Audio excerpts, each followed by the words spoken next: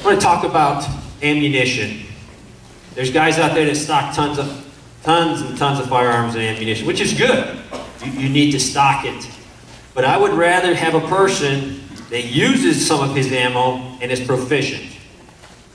I will truly tell you, if I meet a guy and he says, man, I got 20 of these awesome guns and I got this gun, I don't really fear him. I fear the guy that says, man, I got one gun. That's the guy I'm scared of. That's the guy that every time he goes out and shoots, he's shooting one gun, and guess what? He's going to know that gun better than that guy that has that gun safe slammed full. Body armor. I'm a big fan of body armor. I've seen body armor work I don't know how many times. I actually physically stop bullets from hurting U.S. soldiers. I am a huge fan of body armor. Friends today that are alive because of body armor, because of plates. Body armor has come down in price. It is very, very affordable. There's no reason, if you are consider protecting your family, your retreat, you don't have body armor. Because if I go to your house and you open your gun safe, you got 10 guns in there.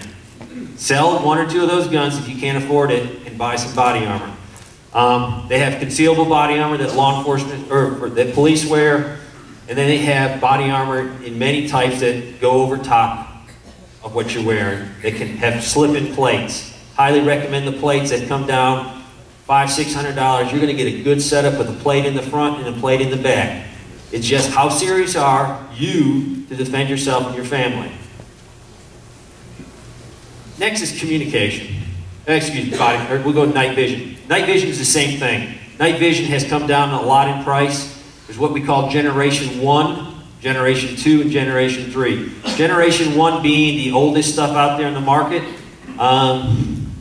It's good, and it will give you some advantage, but it's not the best on the market. Generation 3 is the current military issue stuff, and it's going to run about $2,500 to $3,000 easily. It's good stuff.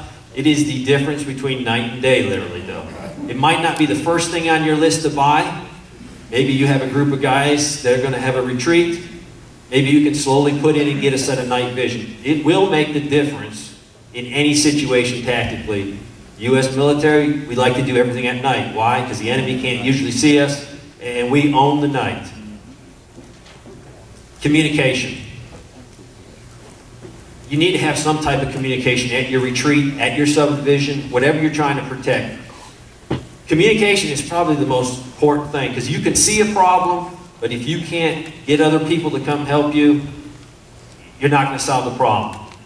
There's a lot of ways you can communicate. We know radio, CBs, walkie-talkies, there's all kinds of radios out there. You need something. There's also field phones.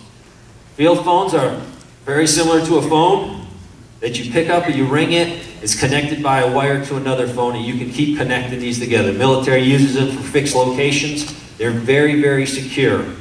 Because when you're talking to the other person, no one else can hear unless you actually sneak in and tap into that wire. As in a radio, a CB radio, whenever you say anything, everybody's hearing what you're saying.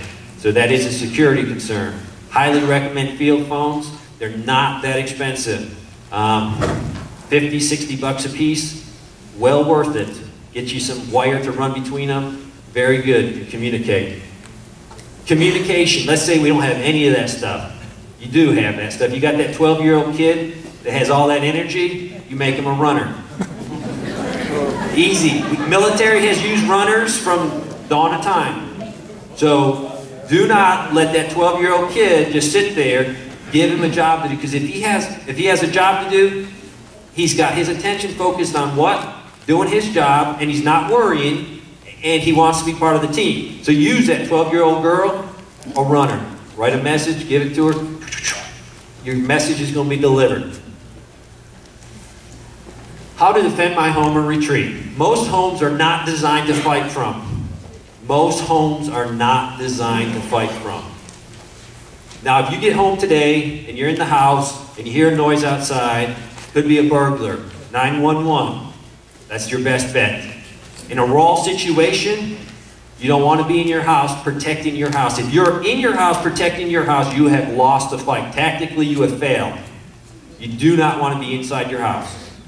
First, for a few reasons. I'm in my house. This is my house. I have 3 windows on this side of my house. Okay? This is my window frame. If I hear a noise outside and I look out my window, what did I just do? I just framed myself to get a nice shot in the head. Perfect. That's a sniper's dream right there. If you're the bad guy and you know I'm going to look out the window, you have 3 targets, right? You got the window there, you got my window, and you got that window. Not good. Never fight from your house. Another reason. I'm in my house. I have a window here, but there's no window all the way down that way. And guess what? The bad guy is standing right next to outside the house. I can't see him. I'm looking out. That's all I can see. He could be right there. Not good. You want to be outside. I want to be outside, so guess what? I turn my head left, I turn my head right. I'm looking at all of this, not just that little narrow window. Secondly, modern homes are not designed to stop rifle rounds. Rifle round will go through the front and go out your back. Very, very easy. Back of, not your back, but your back door. Don't defend your house. I don't want to say any more. Trust me, do not defend your house in a raw situation from your house. It will be not your Alamo, but it will definitely be your coffin. A plan is more important than a large amount of guns. You make a plan. How am I going to defend my house?